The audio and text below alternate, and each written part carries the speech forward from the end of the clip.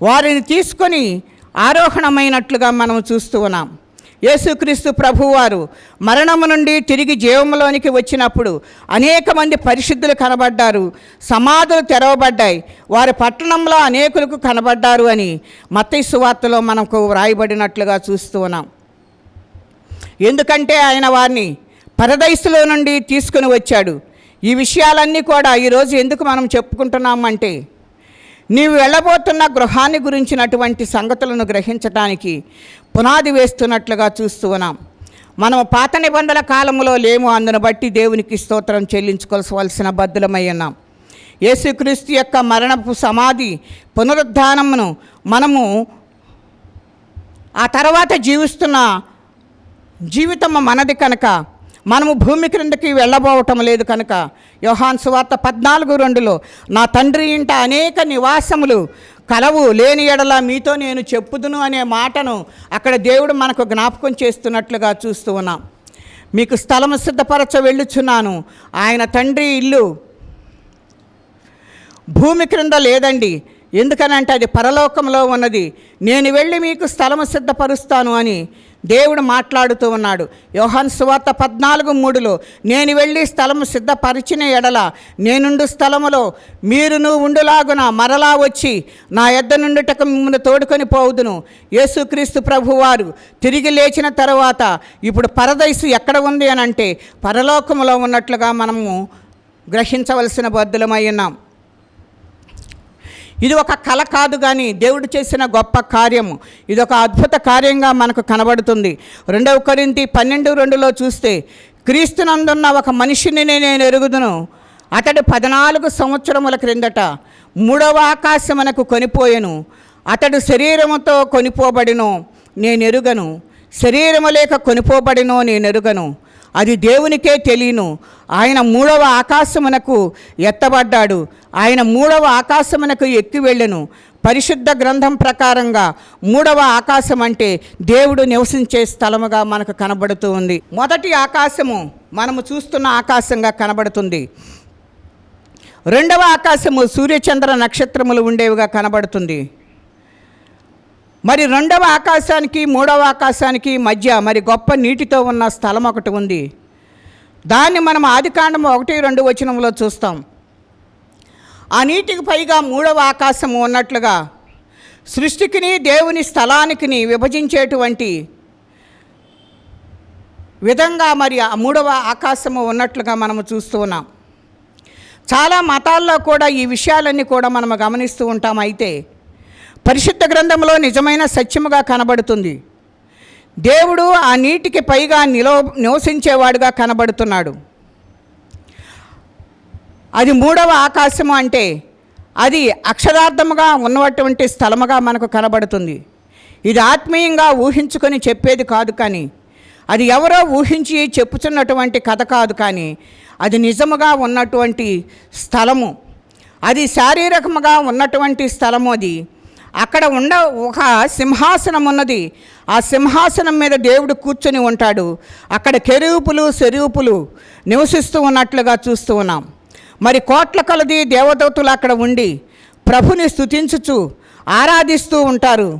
అయితే నిజముగా ఉండే స్థలం అదని ప్రభువు అన్నాడు కనుక నేను అక్కడికి వెళ్ళి మీకు స్థలము సిద్ధపరచబోతున్నాను.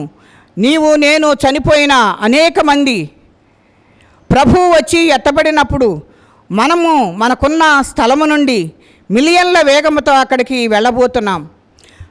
మరి నేరుగా పైకి వెళ్ళబోతున్నాం కనుక నేరుగా పైకి వెళ్ళి 3వ ఆకాశములో యెరూషలేములో ఉన్న స్థలములోనికి మనము వెళ్ళబోతూ ఉన్నాం.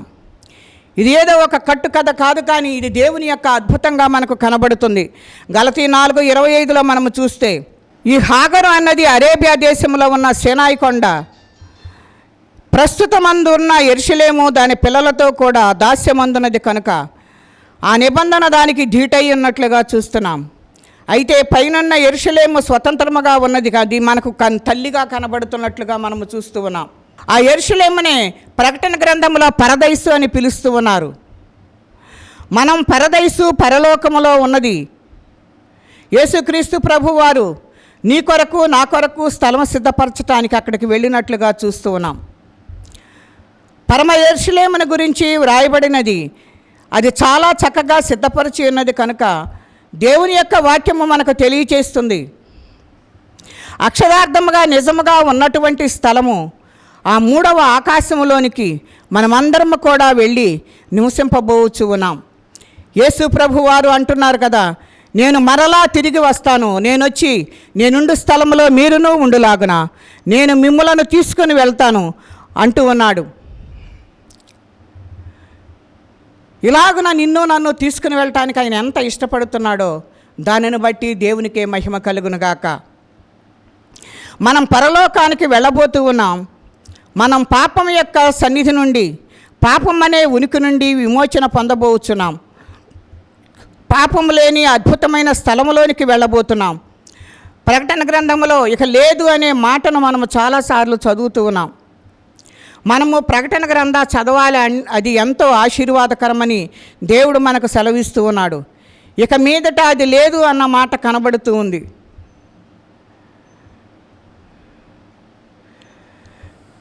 ప్రకటన గ్రంథం 21-26లో మనము చూస్తే, జనములు తమ మహిమను ఘనతను దానిలోనికి తీసుకొని వచ్చెదరు. గొర్రెపిల్ల యొక్క జీవగ్రంథమందు వ్రాయబడిన వారే దానిలో ప్రవేశింతుడు. కానీ నిషిద్ధమైనది ఏదైనాను, అసహ్యమైన దాన్ని, అబద్ధమైన దానిని జరిగించువాడెవనను దానిలోనికి ప్రవేశింపడు. నూతన యెరూషలేములో ఇక పాపం ఉండదు, అక్కడ పాపులు కూడా ఉండరు. మనము పరిపూర్ణముగా పాపము నుండి సంపూర్ణముగా మనము విమోచింపబడుచున్నాము. యేసు మన పాపముల కొరకు సిలువలో చనిపోయాడు కాబట్టి ఇది అంతా సాధ్యమైనట్లుగా మనము చూస్తూ ఉన్నాం.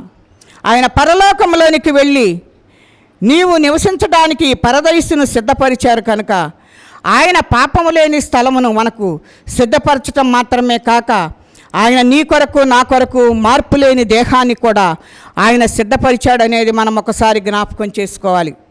నీవు నేను ఈ దేహంతో పరలోకము వెళితే మనము అస్థిరులుగా ఉంటాం కనుక మనం ఆ స్థలానికి వెళ్ళి అక్కడ నాశనం చేస్తాం. అది పాపంతో నిండి ఉన్న స్థలంగా ఉండటం కంటే మనము క్రీస్తు క్రింద కనబడుతున్న బంగారు వీధులను చూస్తాం. ఈ శరీరంలో మనం పాప నియమంతో ఉన్నాము. ఆయన మనందరి కొరకు ఒక దేహమును సిద్ధపరిచినాడు. పాపము చేయలేనటువంటి దేహమును, పాపము లేని దేహం మనకు పునరుద్ధానమందు ఎవరు పెండ్లి చేసుకొనరు కనుక పాపం లేని దేహాన్ని దేవుడు మనకి ఇస్తున్నాడు. పునరుద్ధానంలో ఎవరునూ పెండ్లి చేసుకొనరు, పెండ్లికి ఇయ్యబడరు కనుక పరలోకమందున్న దూతల వలె మనం ఉంటాము. ఇది భూమి మీదనున్న ప్రజలను గురించి మాట్లాడుచున్న మాటలు కాదు, కానీ మరి క్రొత్త భూమి ఏర్పాటు చేయబడినప్పుడు అక్కడ భూమి మీద ఉన్న ప్రజల గురించి కాదు. ఎవరైతే మరి పునరుద్ధానము చెందుతారో, ఎవరైతే ఈ రేప్చర్లో మరి ఎత్తబడతారో వారు మాత్రమే, నిన్నటి దినాన అబ్రహాము రొమ్మును గురించి మనము మాట్లాడుకుంటున్నట్లుగా ఎవరైతే మరి దీంట్లో నుంచి లేపబడతారో వారు మాత్రమే మరి అక్కడకు చేరటానికి అవకాశం ఉంటుంది అని, మీరు ఆ స్థలము సిద్ధపరచ వెళుచున్నాను అంటున్నాడు కనుక ఆయన తండ్రి ఇల్లు భూమి క్రింద లేదనేది మనం ఒకసారి మనము జ్ఞాపకం చేసుకోవాలి. కనుక అది పరలోకంలో ఉన్నట్లుగా మనము చూస్తూ ఉన్నాం. ఆ పరలోకంలో ఉన్న దానిని మనము జ్ఞాపకం చేసుకుంటే ఎలా ఉంటుంది అనేది మనం ఒకసారి మనము చూసినట్లయితే, దేవుడు నీతో నాతో మాట్లాడుతున్నాడు ఏంటి అనేది మనం ఒకసారి జ్ఞాపకం చేసుకుంటే దేవుడు ఏం మాట్లాడుతున్నాడో చూద్దాం. అన్ని తరాలలో, అన్ని యుగాలలో ఉన్న పరిశుద్ధులందరిని కూడా గురించి వ్రాయబడిన మాటలను మనము చూస్తూ ఉన్నాం. ఏమి రాశాడు అనేది మనం జ్ఞాపకం చేసుకుంటే, దేవుడు పరలోకమందును దేవుని దూతల వలె ఉంటారని, పరలోకంలో ఉన్న దూతలు పాపము లేని వారుగా ఉన్నారని, భూమిలో ఉన్న దూతలు పడిపోయిన దూతలతో పాపంతో నిండిన దూతలు కనుక వాటిని మరి మరణములోకి కాదు కానీ తెలుసుకోవాల్సిన దానికి ఇష్టపడుతున్నావా లేదా అనేది మనం ఒకసారి చూడాలి. మనం పరలోకంలో ఉన్నటువంటి దేవుని దూతల వలె ఉండబోతూ ఉన్నాం. ఇలా ఉండటము అనేది ఒక అద్భుతమైన క్రియగా మనకు కనబడుతున్నట్లుగా మనము చూస్తూ ఉన్నాం. దేవుడు ఏ రీతిగా మాట్లాడుతున్నాడని మనం ఒకసారి జ్ఞాపకం చేసుకుంటే, దేవుడు నిన్ను నన్ను గురించి ఎంత వేదన పడుతున్నారో ఒకసారి మనము జ్ఞాపకం చేసుకునవలసిన బద్దులమై ఉన్నాం. మనమందరము కూడాను పరిశుద్ధత లేని వారిగా మనము జీవిస్తూ ఉన్నాము. అయినప్పటికీ కూడాను దేవుడు నిన్ను నన్ను ప్రేమించి ఏం చేస్తున్నాడు అని అనేది మనం ఒకసారి జ్ఞాపకం చేసుకుంటే, నిన్ను నన్ను పరలోకములోనికి చేర్చడానికి ఆయన ఇష్టపడుతున్నట్లుగా మనము చూస్తూ ఉన్నాం. ఆయన ఆ రీతిగా ఇష్టపడి నిన్ను నన్ను కూడాను పరలోకము చేర్చాలని చెప్పేసి మనందరము కూడాను ఆ పరలోకమునకు వారసులము కావాలి అని దేవుడు నీతో నాతో మాట్లాడుతున్నట్లుగా మనము చూస్తూ ఉన్నాం. దేవుడు ఎందుకు ఈ రీతిగా నీ కొరకు ఎంత త్యాగం చేస్తున్నాడు అనేది మనం ఒకసారి జ్ఞాపకం చేసుకుంటే, నువ్వు నశించిపోవటం ఆయనకి ఇష్టం లేదు. నువ్వు నశించిపోకుండా ఉండాలని ఆయన చేస్తున్న ఈ కార్యమును మనం జ్ఞాపకం చేసుకోవాలి. మనమందరం కూడాను ఎత్తబడినప్పుడు ఆ పరలోక రాజ్యములో మరి ఆయన మన కొరకు ఏర్పరిచిన ఆ యొక్క స్థలంలోనికి మనం వెళ్ళటానికి అవకాశం ఉంటుందని దేవుడు మనతోటి మాట్లాడుతున్నట్లుగా మనము చూస్తూ ఉన్నాం. ఈ పునరుత్థానము వలన మనకు జరిగిన కార్యాలు ఏంటనేది మనం చూసినట్లయితే, అసలు క్రీస్తు ఎందుకు లేచాడు అనేది మనము జ్ఞాపకం చేసుకునవలసిన బాధ్యులమై ఉన్నాం. ఆయన ఎందుకు లేచాడు తిరిగి అంటే, రోమా 4:25లో మనలను నీతిమంతులుగా తీర్చుట కొరకు లేపబడినట్లుగా చూస్తూ ఉన్నాం. 1 కొరింథీ 15:3-4లో చూస్తే లేఖనముల ప్రకారము లేపబడినట్లుగా మనము చూస్తూ ఉన్నాం. అదే రీతిగా రోమా 10:9లో రక్షణ భాగ్యం అనుగ్రహించుట వరకు లేపబడినట్లుగా మనము చూస్తూ ఉన్నాం. యోహాను సువార్త 14:2లో పరమందు మనకు స్థలము సిద్ధపరచుట కొరకు లేపబడినట్లుగా మనం చూస్తూ ఉన్నాం. యోహాను సువార్త 14:3లో ప్రభువు మరలా వచ్చి మనల్ని తీసుకుని వెళ్ళుట కొరకు లేపబడినట్లుగా మనము చూస్తూ ఉన్నాం. ఈ రీతిగా ఆయన తిరిగి లేచిన తర్వాత జరిగిన సంఘటనలను మనము జ్ఞాపకం చేసుకుంటున్నాం. మరి క్రీస్తు పునరుద్ధానములో ఏం జరిగింది అనేది మనము జ్ఞాపకం చేసుకుంటే, ప్రభుదూత పరలోకము నుండి దిగి వచ్చెను. మత్తయి సువార్త 28:2లో మనం ఈ మాటలు చూస్తూ ఉన్నాం. మత్తయి సువార్త 28:2లోనే మహాభూకంపము కలిగిననే మాటను చూస్తూ ఉన్నాం. రాయి పొర్లింపబడినట్లుగా మార్కు సువార్త 16:4లో మనము చూస్తూ ఉన్నాం. మత్తయి సువార్త 28:4లో కావలవారు వణికిరి అని అక్కడ వ్రాయబడి ఉంది. మత్తయి సువార్త 28:1లో స్త్రీలు సమాధి దగ్గరకు ఆయనను చూచుటకు వచ్చిరి అని చూస్తూ ఉన్నాం. లూకా సువార్త 24:5-6 చూస్తే క్రీస్తు లేచెను అనే సత్యము తెలియజేయబడినట్లుగా చూస్తూ ఉన్నాం. లూకా సువార్త 24:7లో దేవుని మాట నెరవేర్చబడినట్లుగా మనము చూస్తూ ఉన్నాం. పునరుద్ధానైన క్రీస్తును దర్శించలో స్త్రీల యొక్క పాత్ర ఎలా ఉంది అనేది మనం ఒకసారి చూసినట్లయితే, ప్రభువునకు సుగంధ ద్రవ్యములు కొన్నట్లుగా మార్కు సువార్త 16:1లో మనం చూస్తాం. అంటే వారు ధనమును ప్రభువు కొరకు వెచ్చించినట్లుగా మనము చూస్తూ ఉన్నాం. వారు పెందలకడనే లేచి ప్రభువును దర్శించుటకు వెళ్ళినట్లుగా 16 మార్కు సువార్త 2లో మనము చూస్తూ ఉన్నాం. అంటే వారు సమయాన్ని ప్రభు కొరకు వెచ్చించినట్లుగా మనము చూస్తూ ఉన్నాం. మూడవదిగా మార్కు సువార్త 16:2లో ప్రభు పట్ల ఆలోచన ఆసక్తిని కలిగి ఉన్నట్లుగా చూస్తూ ఉన్నాం. వారు ప్రభువును చూచుటకు త్వరపడిన వారుగా మనకు కనబడుతున్నట్లుగా చూస్తూ ఉన్నాం.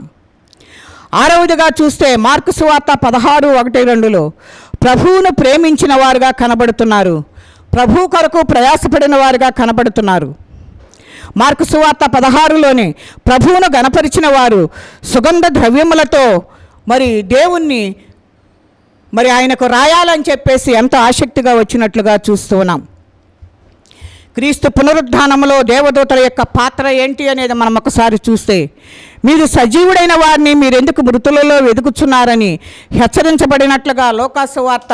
రెండవదిగా చూస్తే లూకా సువార్త 24:6లో ఆయన ఇక్కడ లేడు, ఆయన లేచి ఉన్నాడనే సత్యాన్ని అక్కడ దూతలు చెప్పినట్లుగా మనము చూస్తూ ఉన్నాం. మూడవదిగా లూకా సువార్త 24:7లో క్రీస్తు చెప్పిన మాటలను జ్ఞాపకం చేసినట్లుగా చూస్తూ ఉన్నాం. మత్తయి సువార్త 28:7లో కూడా క్రీస్తు మృతుల్లో నుండి లేచి ఉన్నాడని, ఆయన శిష్యులకు తెలియజేయమని చెప్పినట్లుగా మత్తయి సువార్త 28:7 మరి దేవదూతలు మాట్లాడినట్లుగా చూస్తూ ఉన్నాం. మత్తయి సువార్త 28:5 ప్రభువును చూచుటకు వచ్చిన స్త్రీలకు ధైర్యాన్ని నింపినట్లుగా మనము చూస్తూ ఉన్నాం.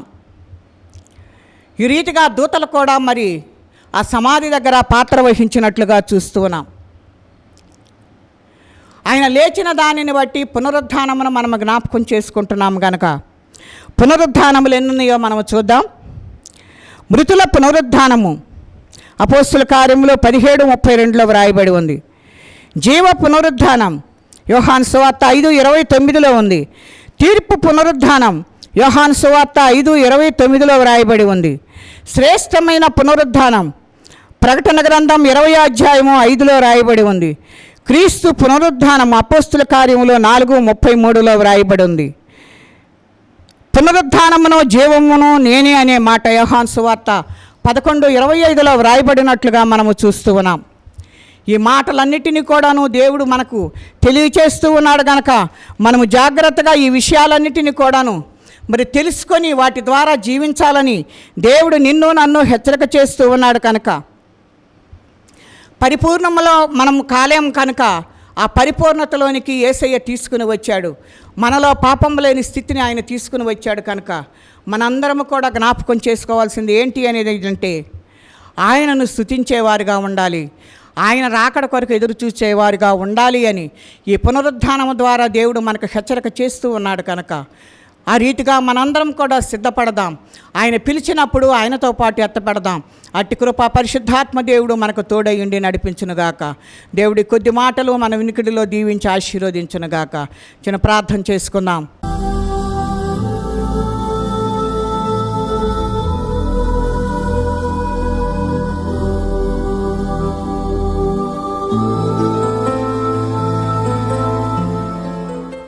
పరిశుద్ధుడా, ప్రేమ కలిగిన తండ్రి, నీ వందనాలు.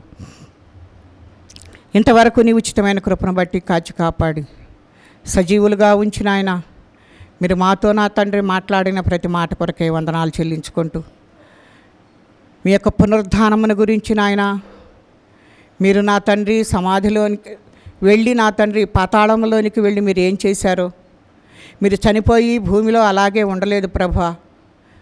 మీరు నా తండ్రి పాతాళంలోనికి వెళ్ళి సువార్త ప్రకటించారు. అక్కడ కూడా ప్రభా మీరు అనేకమైన రీతులుగా నాయన వారికి సువార్తను బోధించారు నాయన.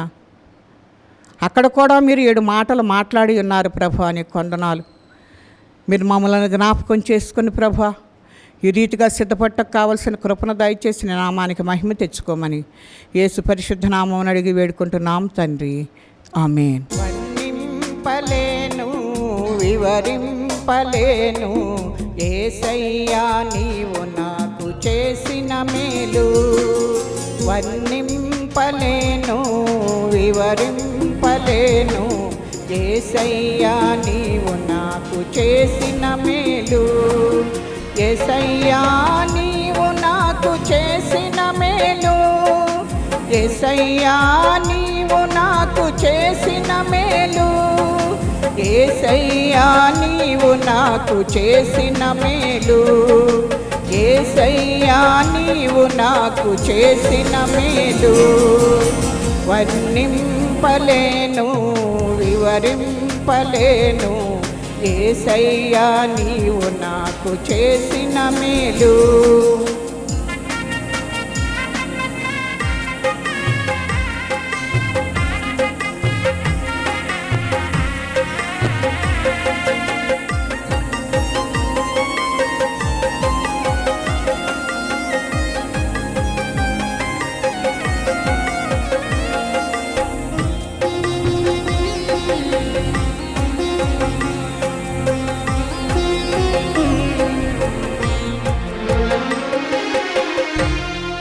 పాపినైన నా కొరకు ప్రాణమిచ్చినావు. పాడైపోయిన నన్ను బాగు చేసినావు.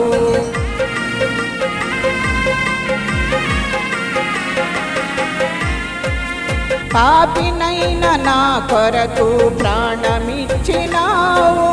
పాడైపోయిన నన్ను బాగు చేసినావు. ఏమని వర్ణింపను రుణం ఎలా తీర్చను, ఏమని వర్ణింపను రుణం ఎలా తీర్చను. యేసయ్యా నీవు నాకు చేసిన మేలు, యేసయ్యా నీవు నాకు చేసిన మేలు, యేసయ్యా నీవు నాకు చేసిన మేలు, యేసయ్యా నీవు నాకు చేసిన మేలు. వర్ణింపలేను వివరింపలేను, యేసయ్యా నీవు నాకు చేసిన మేలు.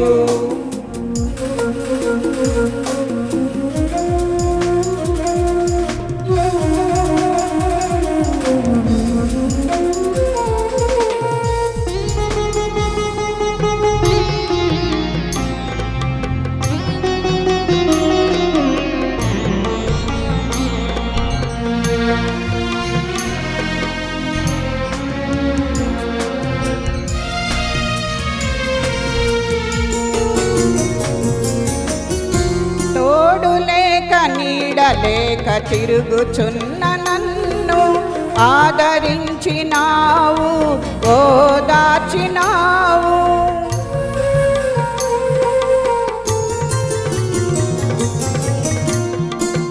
తోడులేక నీడలేక తిరుగుచున్న నన్ను ఆదరించినావు, ఓదార్చినావు.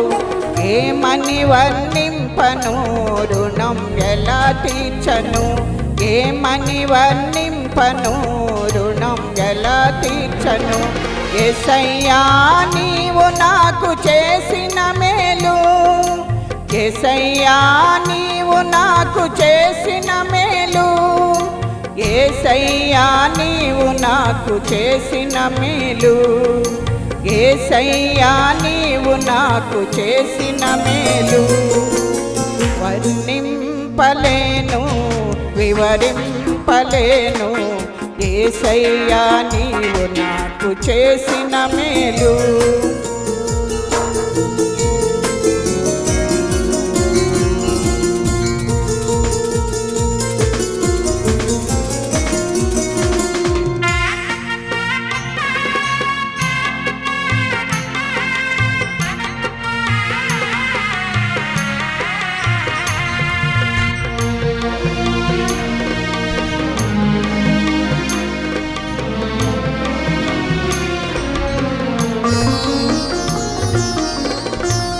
అంధకారమైన నాకు వెలుగునిచ్చినావు, ఆఖరి బొట్టు వరకు రక్తమిచ్చినావు.